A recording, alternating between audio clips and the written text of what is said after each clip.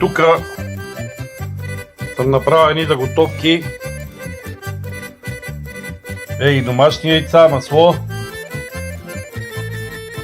чушки, домати, моркови, лук, чесън, джоджан къри, чубрица, червен пипер, ориз, томатено пюре и куркума. Ще направя един типичен български курбан. Само чакам да стане месото и почвам да действам. След малко ще видите резултатите. Здравейте, приятели! Курбанчето е готово. И сега направо и правя една презентация бърза. Ето лютата чушка, сухата.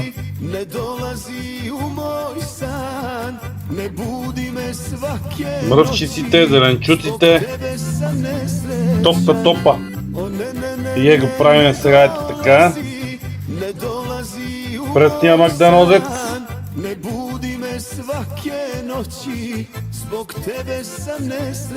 И вече е готов за консумация. Пак го правих по много стара рецепта. Овчи курбан. Мое производство. Черпа ви виртуално, да сте живи и здрави. Чао от мен. Meni sreća tebi suze, zar sam krivac samo ja?